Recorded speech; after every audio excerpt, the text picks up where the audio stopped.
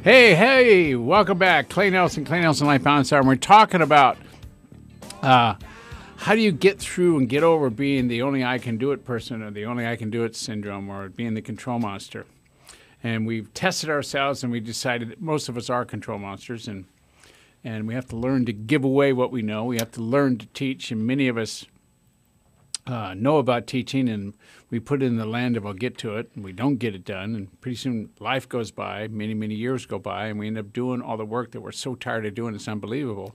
But the way we've done it over time has not trained anybody, so we're the only one that can do it. And there was a time in our life when that turned us on, and now it's not doing anything but wearing us out. So how do we change that? I don't know, but I'm thinking that I'm the only one who can change. Yeah, right. Oh, wait a minute. Yeah, whoa, Okay, now, so you have to give up being the person with all the answers. There's the key. You have to learn to ask for help. You have to learn to teach, and that's what I was going to talk about, in this last segment. Is teaching's the key. Everything you know, if you're more experienced than the person sitting next to you, give it away. Learn how to give away what you know. Learn how to build backups. Learn how to build replacements so you can go and learn what's next for you, or you can go and do nothing if it's your turn to do that. What about going on vacation and actually being on vacation instead of worried about what's not being done and what you used to control? I mean, come on. Hard. It's very hard. I mean, people go on 2 weeks vacation, and the first week of the vacation they spend getting sick because that's the only time they have to be sick in their life is on vacation.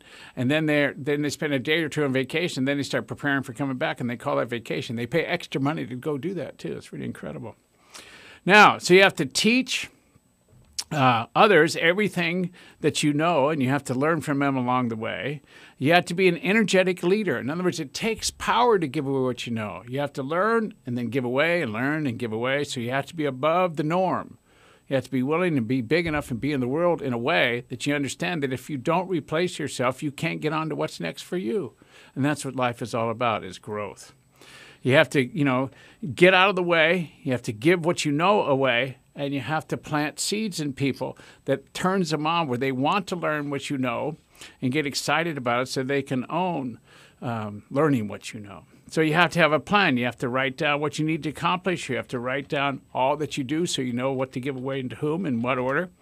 And those with the only I can do it syndrome are often doing what they do alone because they don't share with others their plans. No one knows what they're, where they're headed or what they want to achieve. It's really something. So it's all about getting real clear, all right? I don't think I know anybody that wants to do the same job from the time they got until the time they end up quit working in their life. You don't want to do the same thing all the time. I mean, I would absolutely vibrate to death. So if you want to grow, and if you want to nurture and grow those around you, your spouse, your children, a family member, your friends, your coworkers, or how about this, your employees, which I'm most experienced in.